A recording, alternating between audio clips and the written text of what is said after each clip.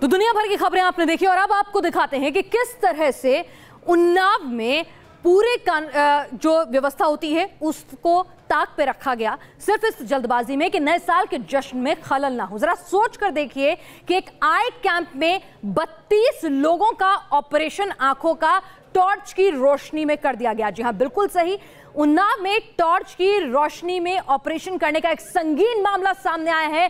प्रशासन पर सवाल उठा रहा है। एक एनजीओ ने कैंप लगाया था और उस कैंप में 32 लोगों की आंख का ऑपरेशन होना था और यह ऑपरेशन शेड्यूल था 31 तारीख के लिए, 29, 30, 31 के लिए, लेकिन इसको जल्दबाजी में 25 दिसंबर को ही अंजाम दिया गया बिना किसी व्यवस्था के और टॉर्च की रोशनी में इन लोगों की आंखों के ऑपरेशन को अंजाम दिया गया। तो ये रोशनी देने की कवायद थी या एनजीओ ने सिर्फ खानापूर्ति की अपने फंड्स को यहां पर हासिल करने के लिए? सीएमओ को हालांकि निलंबित कर दिया गया है, लेकिन सवाल यही है कि ये एक पहला मामला नहीं है। ऐसे कई मामले वक्त वक्त पर सामने आते रहे हैं जहां पर एनजीओ कैंप लगाने के नाम पर या एक संख्या में किसी भी तरह से, चाहे वो नसबंदी कराना हो या फिर महिला कल्याण का कोई काम हो, खाना पूर्ति करने के लिए तमाम नियम कायदे कानूनों को ताक पर रखा जाता है और लोगों की जिंदगी के साथ खिलवाड़ किया जाता है। पंजाब में भी एक मामला पहले सामने आया था जिसमें ऐसे ही एनजीओ ने